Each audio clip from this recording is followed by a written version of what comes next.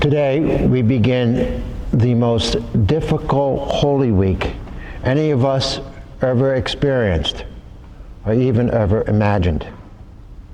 We begin a week that focuses in on deep liturgical experiences without the ability to assemble as a church, at least not assemble physically. I and Father Kyle and Father Kevin, Deacon Sam, John Mulvihill, our music minister, Brandon Vennick, we've been thinking and praying over how we can best serve our people this week. Here's what we've decided. First of all, the palms blessed at our Palm Sunday Masses will be available throughout Sunday morning, 9 to 12. And Father Kyle and I will be in the front of the church with the palms. So please just drive up, do not get out of your cars, and we'll give you palms.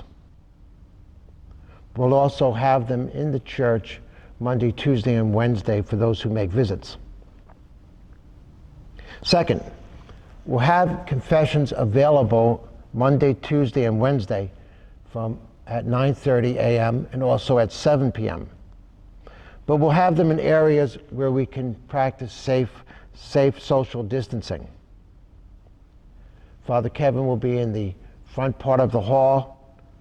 Father Kyle will be under the canopy at the entrance to the chapel, and I'll be at the outdoor Blessed Virgin statue. As you know, we've been taping our Masses and posting them on Saturday evenings.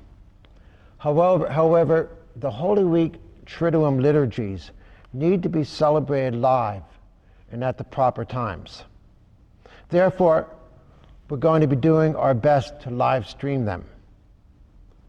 Pray that this works and you'll be able to join us in real-time virtual prayer. And if there's a glitch, well, you could always find them and live stream them from our cathedral, St. Jude's Cathedral, or from St. Patrick's in New York City, or EWTN. The Mass of the Lord's Supper will begin at 7 p.m. on Holy Thursday evening. It's going to be very much limited. There's not going to be a foot washing or a procession with the Blessed Sacrament. But there'll still be the solemn beginning of the Holy Week liturgies with the Gloria and a focus on what the Eucharist means to each of us, particularly at this time when you cannot receive communion. Our Good Friday liturgy of the Veneration of the Cross will be live streamed beginning at 3 p.m. This is a very simple liturgy focusing on the sacrifice of the Lord. Although you cannot come to venerate the cross, we'd like to encourage you to have a cross present as you pray with us and venerate it at the given time. On Holy Saturday, we'll live stream the Easter Vigil beginning at 8 p.m. This liturgy will also be considerably shorter than usual. It'll begin with a proclamation of the light of Christ and the singing of the Exultet, but there will only be 3 Old Testament readings instead of 7, and there will not be any RCIA rites, the Litany of the Saints, baptism of catechumens, reception of candidates, confirmation of new Catholics. All of these will be moved to a time when our church is once more open for assembly. After the Easter Vigil, we will post the Easter Sunday Masses of each of our priests, as well as a separate posting of their homilies. Returning to today, Passion Sunday.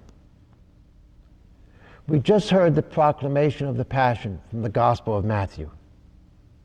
This year, a particular scene in this account keeps recurring to me. And the scene is not at Golgotha, but it's in Jerusalem. And it's in the temple. It takes place at 3 p.m. in the afternoon, the moment that Jesus dies. The reading said that there was an earthquake, and the curtain of the temple was torn into 2. What was this curtain?